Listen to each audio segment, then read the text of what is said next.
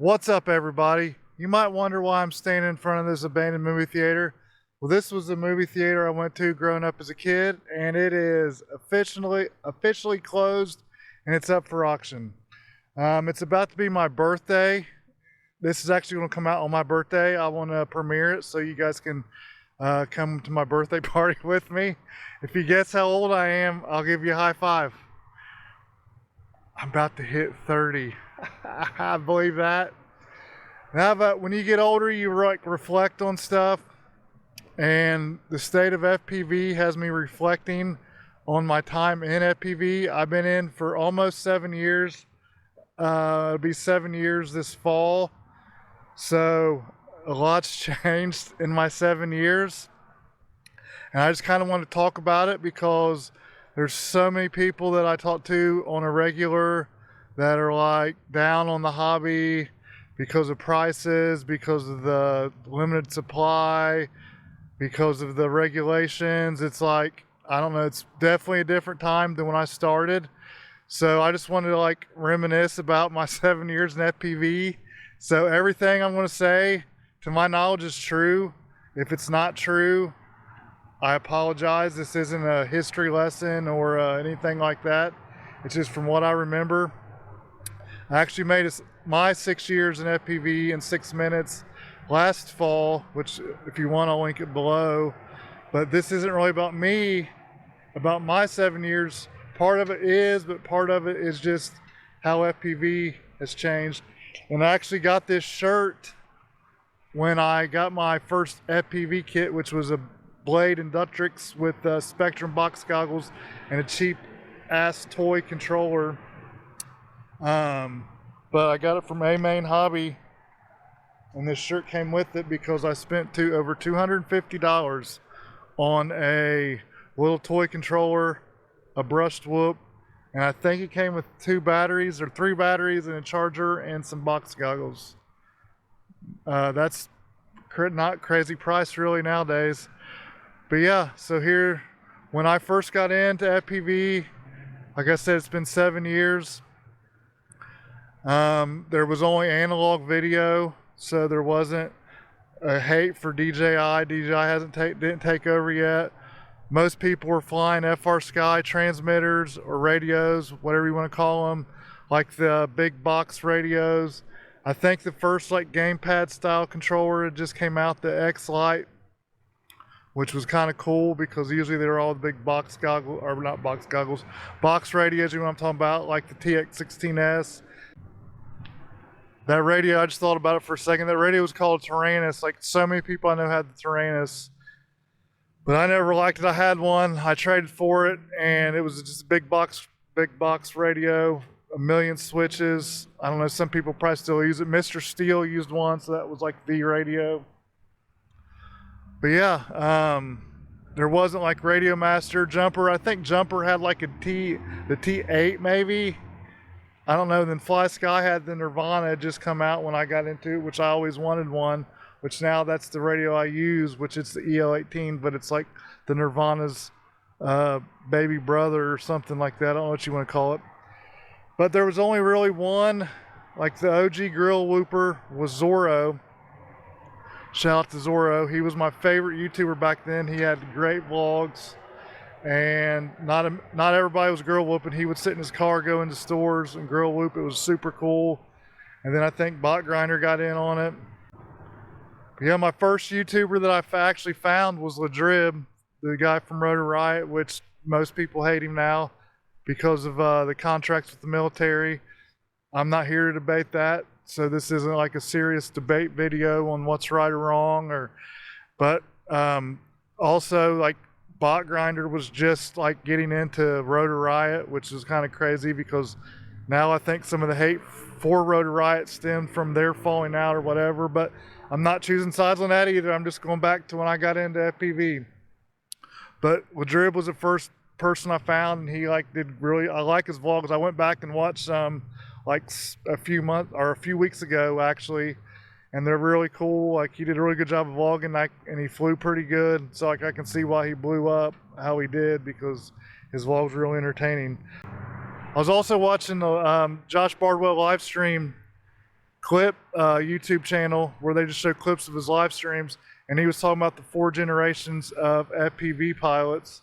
Like the first generation is the OGs, which was before my time, and then the second generation was like 2016ish to pre-COVID times, which that would be me, which I kind of thought was cool that I'm Gen 2, because I was thinking I was like Gen 3. This is Bardwell's opinion, so take that for whatever you want to take it as. Then you got the pre-COVID, and then once COVID hit, then you got the 2020 crowd, which a lot of people got in around 2020 when the COVID times happened and we got our stimulus check that we got like $8,000 or whatever it was, I don't remember, but so many people got in then. That would have been like your Gen 3. And then your Gen 4, which is now, are the people that have gotten in like around remote ID time, 2023, 2024-ish to now is the Gen 4. So like pre-COVID, parts were so freaking cheap. Like I would just get paid, and then I would just be like, oh, I think I'll pick me up a stack. You get like a diatone Mamba stack for like 45 bucks or something, 50 bucks. Like you get the 20 by 20 Mamba stack for, I think it was like 35, which was like for 3 to 4S, I think. And then you could get the 4 to 6S stack or whatever it was for like 50 bucks. Like it was crazy. But one thing that was definitely more expensive back then and harder to get was receivers, because people flew FR Sky. I flew Spectrum, and I was just looking at my eBay. Back then, I was paying 28 bucks, $23 to $28 for receivers for Spectrum, because I was weird that flew Spectrum. But some people flew Crossfire, and they were always hard to get. They were always going in and out of stock. That was pre-COVID, but then after COVID hit, like it was even more harder to get.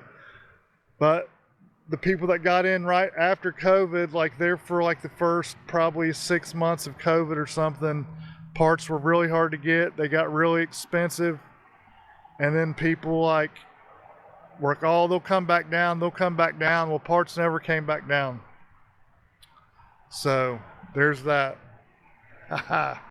And then probably about 2019, 2020, the DJI came out with their stuff.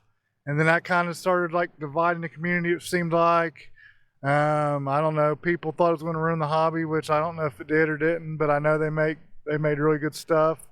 Analog wasn't near as good as it was back then either. And DJI was like, at first kind of buggy, but then they got their shit together, and then it was really, really good.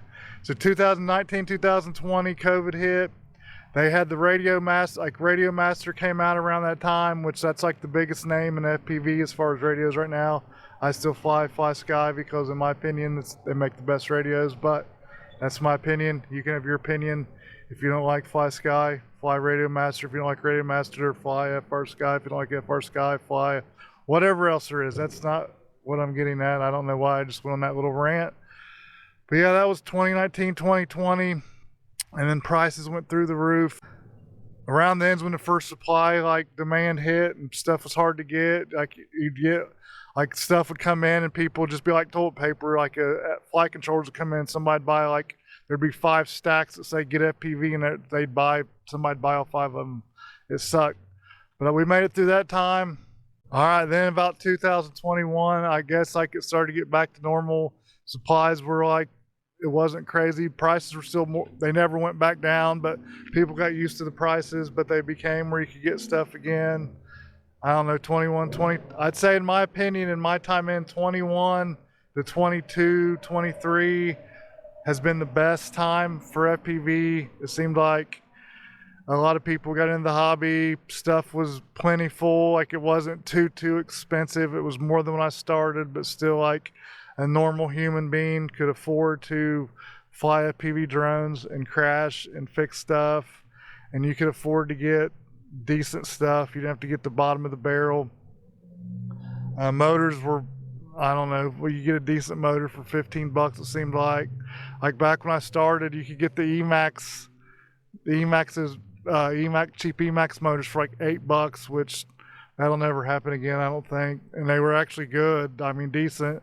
They were an $8 motor, but most motors, like the premium motor was like 15 bucks, but then around 21, 22, you could get good motors.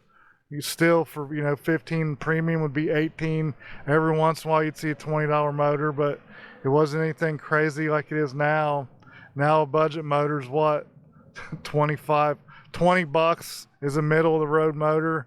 The Emax motors now are 16, which I've been rocking those. Shout out to Emax.